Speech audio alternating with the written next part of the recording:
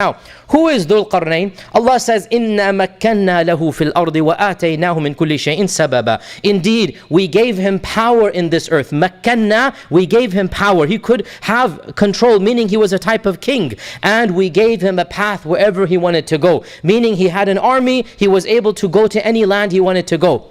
Some scholars have said that Dhul Qarnayn was a prophet. But when you look at the story, and you look at this ayah, it doesn't look like it. Because when Allah describes Khidr, Allah subhanahu wa ta'ala says, we gave him a knowledge from us. That is prophethood. When Allah describes Dhul Qarnayn, He says we gave him power.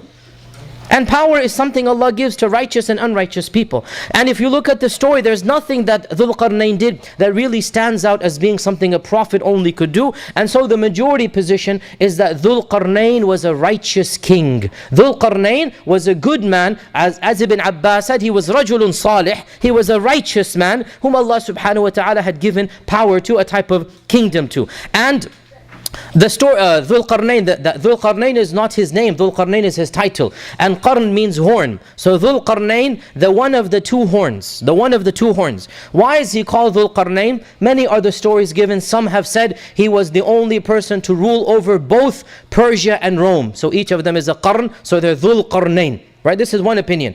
So he's a mighty king that maybe sometime he controlled both of these lands. Another have said that Dhul Qarnayn is called Dhul Qarnayn because he would have his hair tied up in two, if you like, ponytails, if you like. And each one in the Arabs, they call a tail of the hair, they call it a qarn. So Dhul Qarnayn, he has these two ponytails. Maybe in some cultures, they had the men have this, so he's called Dhul Qarnayn. And others have given other stories as well that he controls the east and the west. And in reality, we do not know. Also, there is this Islamic legend that is very popular that Dhul Qarnayn is somehow Alexander the Great.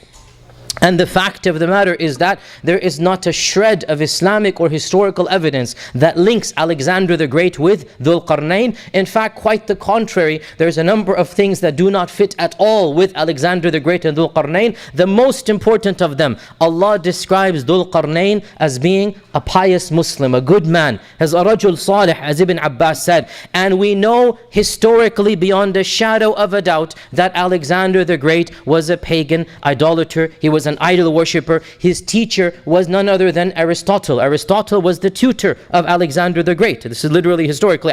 Alexander the Great was tutored by Aristotle. And these people were not believers in Allah subhanahu wa ta'ala. They believed in a pagan religion. So Alexander the Great has nothing to do with the story of Dhul Qarnayn. Who was he then?